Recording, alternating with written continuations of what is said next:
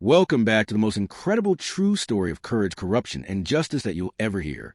If you're just joining us, you absolutely need to go back and watch part one first, because what you're about to witness is the explosive continuation of Marcus Johnson's fight against the most powerful people in America.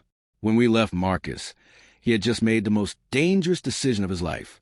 Despite facing criminal attacks, systematic intimidation, and threats against his family, this 18-year-old from Chicago's South Side chose to fight back against the corruption network that had stolen his scholarship.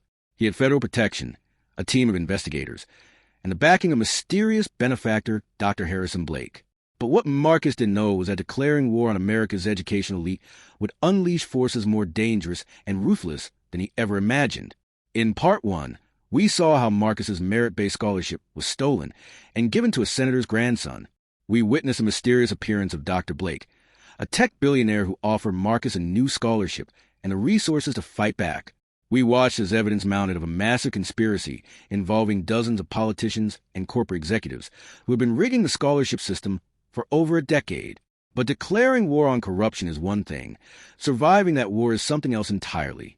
What you're about to see in part two will shock you. We're talking about federal investigations, criminal conspiracies, and a level of retaliation that most people couldn't survive. Marcus Johnson was about to learn that when you threaten the privilege of America's most powerful families, they don't just fight back, they fight to destroy you completely. If you haven't subscribed to our channel yet, you need to do that right now, because the next hour is going to take you on an emotional roller coaster that will restore your faith in justice, while showing you just how dangerous it can be to stand up for what's right. Ring that notification bell, because stories like this, true stories that most people never hear, are exactly why this channel exists. And don't forget about our exclusive email newsletter, where we dive even deeper into cases like Marcus's. The behind-the-scenes details, the ongoing legal implications, the real-world impact of courage like this. Check the description for that link, because what we share there will give you a completely new understanding of how these battles actually work in America today. From federal investigations to criminal attacks, from media wars to family destruction, from the halls of Congress to the highest levels of the Justice Department, Marcus Johnson's fight was about to become a national scandal that would test whether merit can still triumph over corruption in modern America. But here's what Marcus didn't know as he prepared for the biggest battle of his life. His enemies had been planning their most devastating attack yet. And this time, they weren't just coming for his scholarship or his reputation. They were coming for everything. Are you ready to see how this incredible true story unfolds? Because what happens next will leave you speechless. This is part two of the scholarship that vanished. And the real war is just beginning. The FBI field office in Chicago was not what Marcus had imagined. Instead of the dramatic, high-tech environment he'd seen in movies, it was a collection of ordinary office buildings where serious people in business suits conducted the quiet, methodical work of federal law enforcement. But there was nothing ordinary about the meeting that would determine the fate of his investigation. Special Agent Rebecca Torres was a woman in her 40s with the kind of calm competence that suggested she had seen everything the world could throw at her and remained unimpressed. She listened without interruption as Attorney Martinez presented their evidence, occasionally making notes but giving no indication of her thoughts. "Let me make sure I understand the scope of what you're alleging," Agent Torres said when the presentation concluded. "A coordinated conspiracy involving multiple senators, corporate executives, and foundation board members to systematically redirect merit-based scholarships from deserving recipients to less qualified applicants with political connections." "That's correct," Dr. Blake confirmed.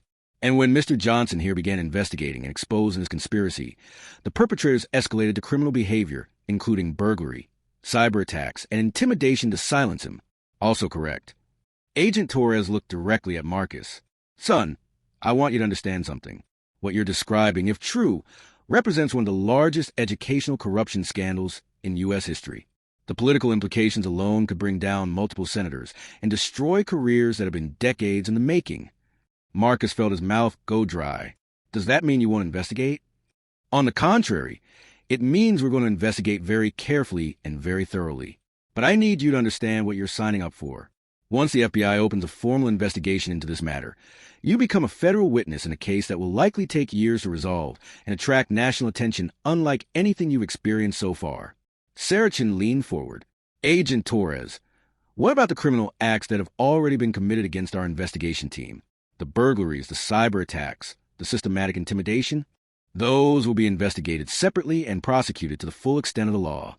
But I need everyone in this room to understand that opening a federal investigation will escalate the situation dramatically.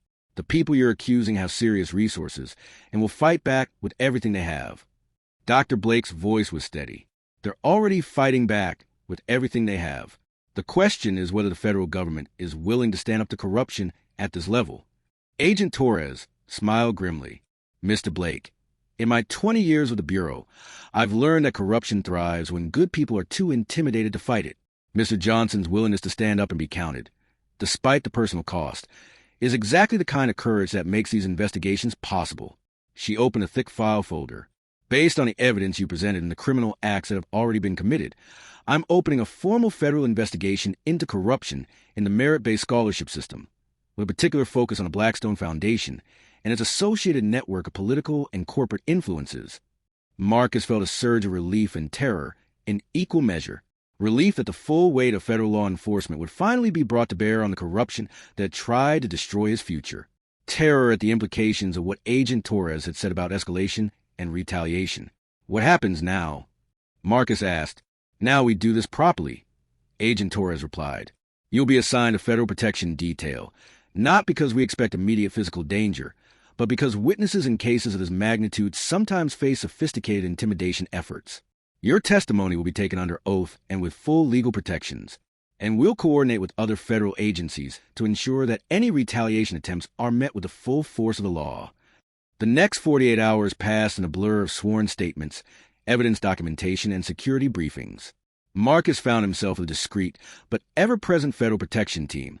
Agents who looked like college students or young professionals, but whose watchful eyes and professional alertness marked them as something else entirely. It was during this period of relative calm that Marcus received a phone call that would change everything one final time. The caller identified himself as Thomas Whitmore, not the senator, but his grandson, the young man who had received Marcus's stolen scholarship. Marcus, I know you have no reason to talk to me, but I need to tell you something that I think you deserve to hear. Marcus almost hung up immediately, but something in the young man's voice, exhaustion, maybe genuine regret, made him listen.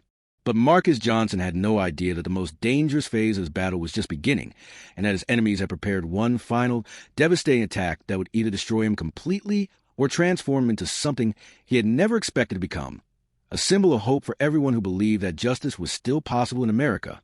The war for the soul of American education was about to reach its climax, and an entire nation would be watching to see if one teenager's courage could defeat decades of systematic corruption.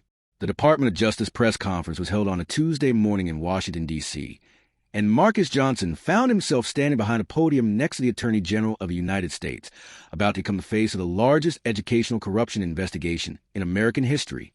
The assembled media was unlike anything Marcus had ever seen.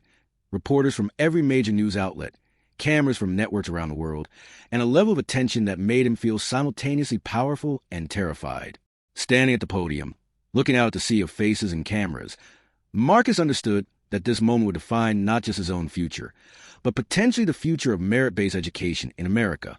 Attorney General Patricia Williams was a formidable woman whose very presence commanded respect. When she began speaking, her voice carried the authority of the federal government and the promise of justice that Marcus had been fighting for since his scholarship was first stolen.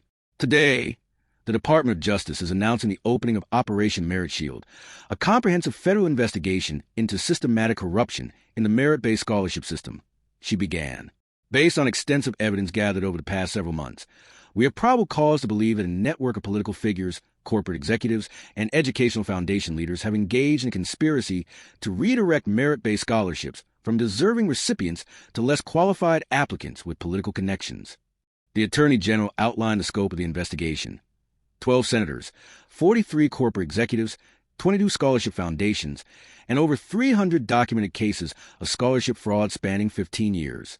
The numbers were staggering, representing millions of dollars in stolen educational opportunities and thousands of victims whose dreams had been systematically crushed. The courage of one young man, Marcus Johnson, in refusing to accept injustice and demanding answers has made this investigation possible. Attorney General Williams continued. Mr. Johnson's scholarship to Northwestern University was revoked without explanation and awarded to a less qualified applicant whose grandfather holds significant political influence. When Mr. Johnson began asking questions about this obvious injustice, He became the target of criminal attacks designed to silence him and destroy the evidence of corruption. She gestured for Marcus to step forward. Today, Marcus Johnson stands here not just as a victim of corruption, but as a symbol of the principle that merit must matter more than connections, that hard work must be rewarded fairly, and that no amount of power or influence should be able to steal opportunities from those who have earned them. Marcus approached the microphone with his heart pounding, so hard he was sure the entire room could hear it. He had practiced this speech dozens of times. But standing here in front of the national media, representing hundreds of victims and thousands of future students, the words felt more important than anything he had ever said.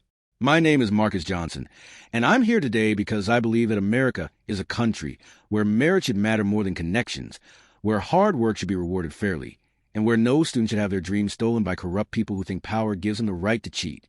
His voice grew stronger as he continued. 8 months ago, I was just another student from the south side of Chicago, working 20 hours a week and studying by the light of my phone when the electricity got cut off, dreaming of a college education that seemed impossible to afford.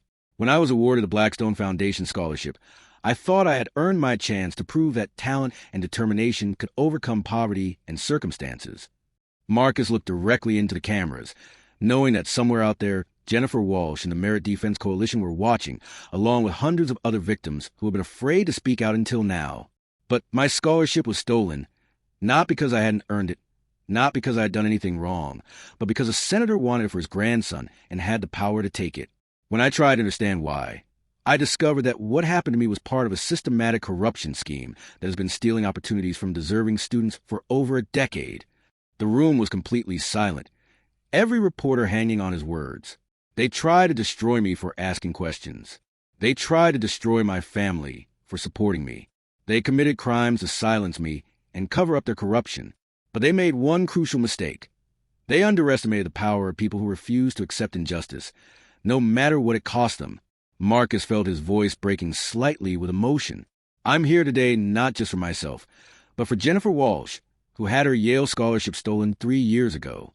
For David Chun, who lost his MIT scholarship to make room for a senator's nephew. For Maria Rodriguez, whose Stanford scholarship was redirected to the daughter of a foundation board member. For hundreds of other students whose names you'll never know, but whose dreams were just as real and just as valuable as those of the privileged children who stole their places. He paused, looking around the room at the faces of reporters who had covered countless political scandals but seemed genuinely moved by his story. Today, the federal government has declared that corruption will not stand, that merit will be protected, and that no amount of wealth or political influence gives anyone the right to steal opportunities from those who have earned them. But this investigation is just the beginning. Real change requires all of us to demand better from our institutions, to refuse to accept systems that favor connections over merit, and to support students who have the courage to stand up and fight for what's right. Marcus stepped back on the microphone as the room erupted in questions from reporters.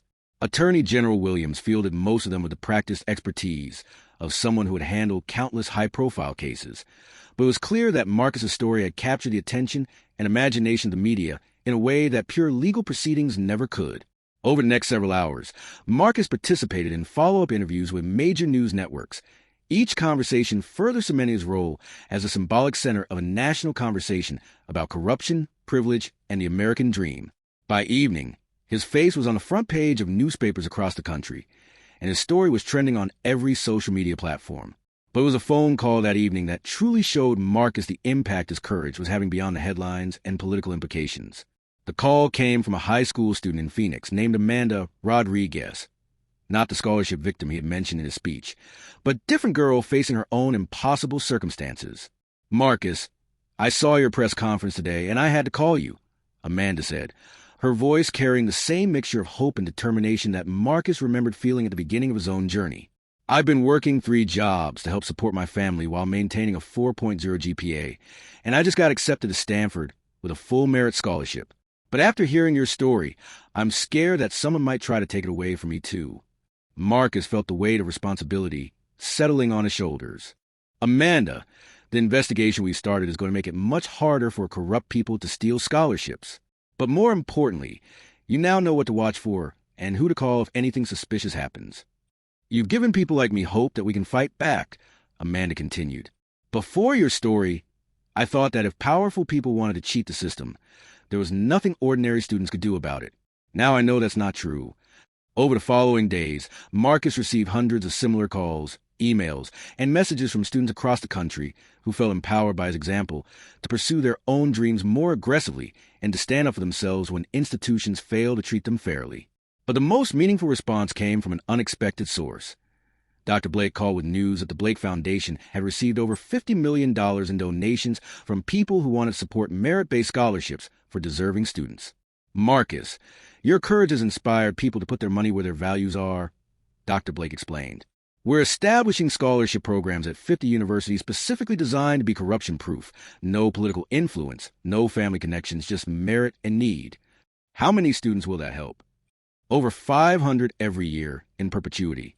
Students like you, who have the talent and determination to succeed, but need someone to believe in them and give them a chance. Marcus felt tears forming in his eyes.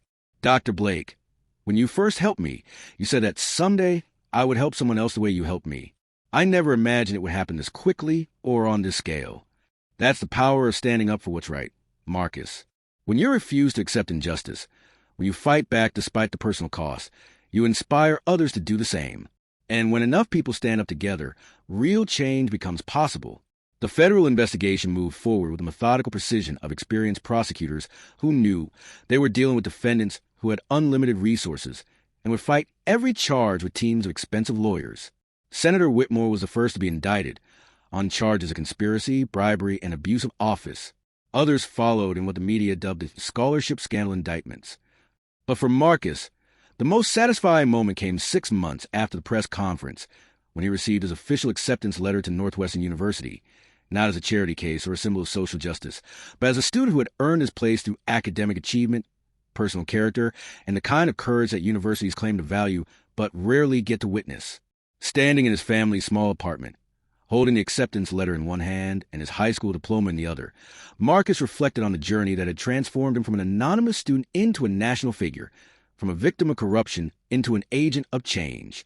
His mother, who had found a better job at a hospital that valued her integrity rather than punishing her for her son's courage, looked at him with a pride that made all the struggles worthwhile. "Baby, you did something I never thought was possible," Sandra said, her voice thick with emotion. "You stood up to the most powerful people in the country and won." "We're not done winning yet, Mama," Marcus replied, thinking about the hundreds of students whose scholarships will be protected by the changes his courage had initiated. This is just the beginning. But even as Marcus prepared for his freshman year at Northwestern, even as federal prosecutors continue to build their cases against the corrupt officials, even as new scholarship programs were being established to protect future students, there was one final twist in his story that no one could have predicted. It would come not from his enemies, but from an unexpected ally, and would transform Marcus Johnson from a symbol of justice into something even more powerful, a leader of a movement that would reshape American education for generations to come. Friends, I need to pause here because what I'm about to tell you about Marcus's final transformation will absolutely blow your mind.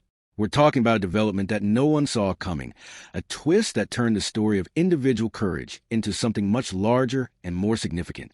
If this incredible journey has kept you on the edge of your seat, if Marcus's courage and determination have inspired you the way they inspired millions of Americans, then you absolutely must subscribe to our channel right now and ring that notification bell. Because the conclusion of this story will challenge everything you think you know about how ordinary people can create extraordinary change. And don't forget that exclusive email newsletter, where we dive deep into the real-world impact of stories like this.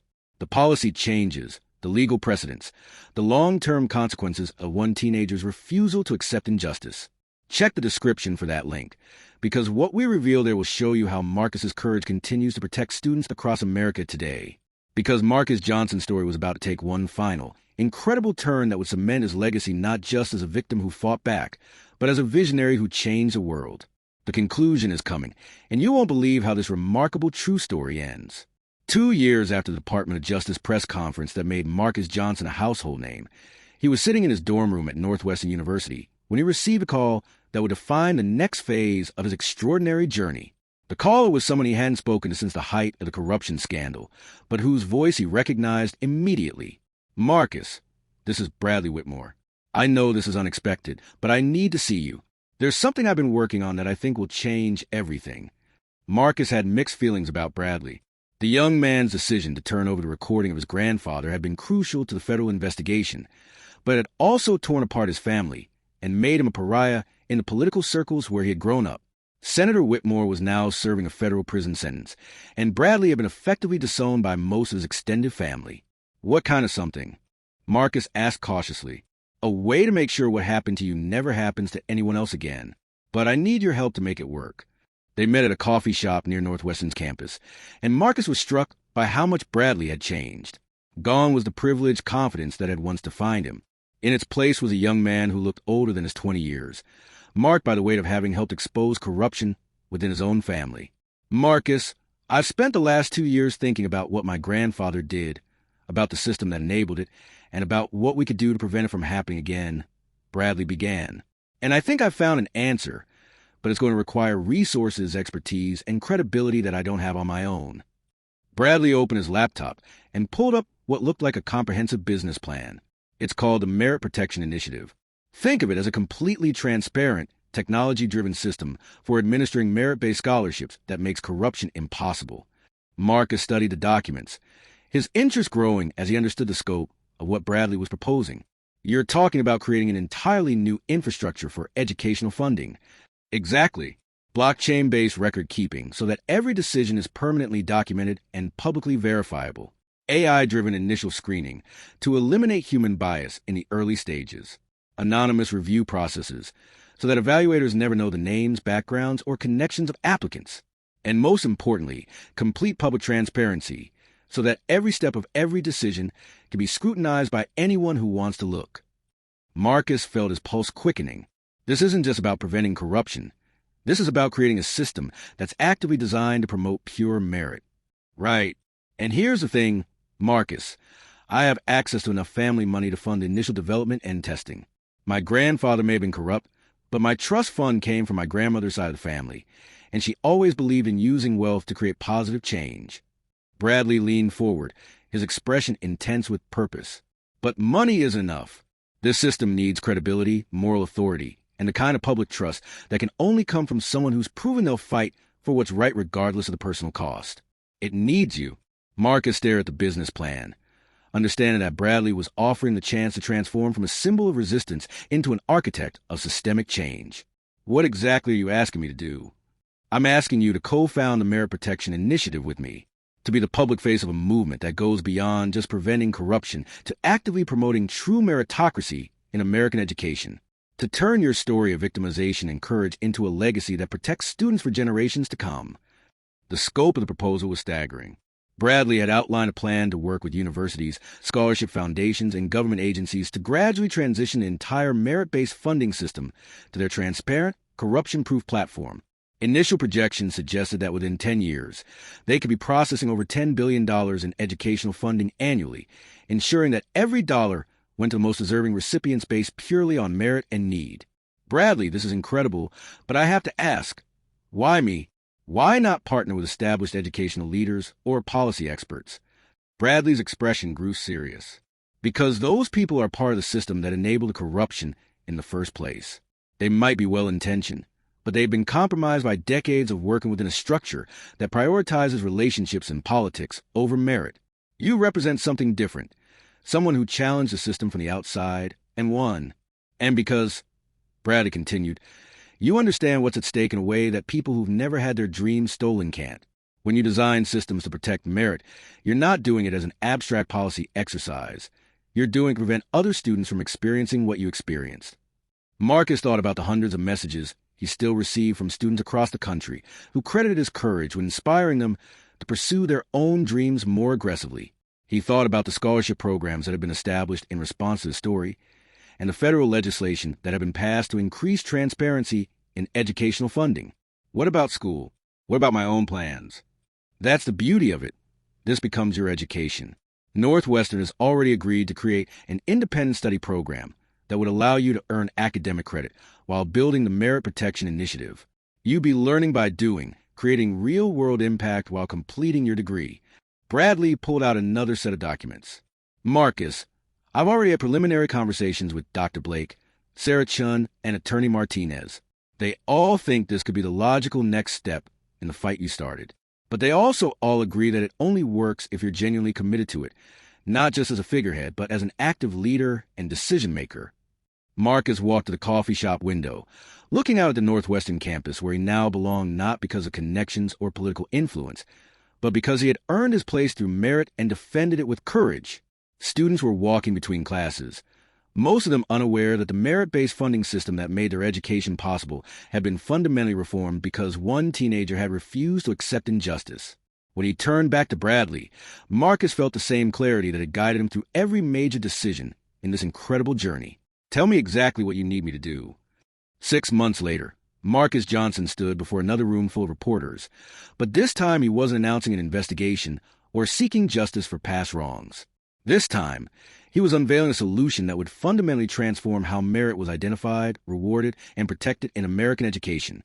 The Merit Protection Initiative launched with partnerships at 50 universities, backing from major technology companies, and endorsements from educational leaders across the political spectrum. The platform's first year processed over $500 million in scholarship funding, with every decision documented, transparent, and available for public scrutiny. But the most meaningful moment for Marcus came during the platform's first annual scholarship ceremony, when he was able to present awards to 200 students whose applications had been processed through the new corruption-proof system. Looking out at the recipients, students from every background imaginable, united only by their exceptional merit and determination, Marcus felt the full weight of what he and Bradley had accomplished. Among the recipients was Amanda Rodriguez, the Phoenix student who had called him 2 years earlier, now heading to Stanford with a full scholarship that no corrupt politician could ever steal from her. There was also David Park Jr., whose father's technical expertise had been crucial to the early investigation, now earning recognition for his own academic achievements in computer science. 3 years ago, I was just another student whose dreams were stolen by corrupt people who thought power gave them the right to cheat, Marcus told the assembled scholarship recipients and their families. Today, you represent the future, a generation of students whose opportunities are protected by systems designed to reward merit and merit alone. He looked directly at the cameras, knowing that his words were being broadcast to millions of people who had followed his journey from victim to symbol to leader. The Merit Protection Initiative isn't just about preventing corruption. It's about creating a world where talent and hard work are the only currencies that matter in education, where students like you can focus on achieving your dreams instead of worrying about whether someone with more connections might steal your opportunities. Marcus paused, thinking about the journey that had brought him to this moment. Every student in this room tonight is here because they earned it, because they worked for it, because they deserve it, and thanks to the systems we've built together that will remain true for generations to come. As the ceremony concluded and Marcus mingled with the scholarship recipients, he was approached by a young woman who looked familiar but whom he couldn't quite place. "Mr. Johnson, my name is Sarah Chun, not the journalist, but her niece. I'm a sophomore at the University of Chicago, and I wanted to thank you for what you've done." Marcus smiled. "You don't need to thank me, Sarah. If you earned your scholarship through our platform, you did that yourself." "Actually, that's not why I'm thanking you," Sarah replied. "I'm thanking you because 3 years ago, when I was applying to colleges, I watched your press conference with the Attorney General. I saw some of my age standing up to the most powerful people in the country and refusing to back down. That gave me the courage to apply to schools I thought were out of reach, to believe that merit could triumph over circumstances." She paused, her expression growing more serious. "But more than that, it taught me that when systems are broken, we don't just have to accept that. We can fix them. We can build better ones. And sometimes, the people who've been hurt by broken systems are exactly the ones who understand how to create better ones." Marcus felt tears forming in his eyes as he understood the full circle his journey had taken, from victim to symbol to architect of change. But most importantly, from someone whose courage had been tested to someone whose example was inspiring others to find their own courage. Later that evening, as Marcus sat in his apartment reviewing applications for the Merit Protection Initiative's expansion into high school scholarship programs, he received a text message that made him smile. It was from his mother, watching the scholarship ceremony on the news. "So proud of the man you become. Your father will be proud too, wherever he is." But it was the next message that truly captured the transformation Marcus had undergone. "Remember when you were little and you asked me what you could do to change the world? I told you to start by changing yourself. Turns out, when you change yourself enough, you change the world too." Marcus looked around his apartment, comfortable but not lavish, filled with the textbooks and research materials of someone still working to earn his degree, but also with awards and recognition for the national impact of his work. On his desk sat 2 items that represented the journey he had taken: The original letter revoking his Blackstone Foundation scholarship, which he kept as a reminder of how this all began, and the first Merit Protection Initiative Scholarship Certificate, representing the future he was helping to build. Dr. Blake had been right when he said that sometimes the universe provides opportunities to be part of something bigger than ourselves. Marcus Johnson had accepted that opportunity, paid the price for it, and transformed it into something that would protect and empower students for generations to come. But perhaps most importantly, he had proven that ordinary people with extraordinary courage can defeat corruption, transform systems, and create lasting change, one act of defiance at a time. The scholarship that was stolen from Marcus Johnson had been worth $280,000 over 4 years. The Merit Protection Initiative that emerged from his refusal to accept that injustice had already protected over $2 billion in educational funding and was projected to safeguard hundreds of billions more over the coming decades. Sometimes the best revenge against injustice isn't just getting justice. It's building a world where that injustice becomes impossible. 5 years later, Marcus Johnson graduated summa cum laude from Northwestern University with a double major in public policy and computer science. The Merit Protection Initiative had grown into a billion-dollar organization processing scholarships at over 500 universities across the United States and internationally. Senator Whitmore died in federal prison, his political legacy forever tainted by the corruption scandal that Marcus's courage had exposed. But the real measure of Marcus's impact wasn't found in newspaper headlines or business metrics.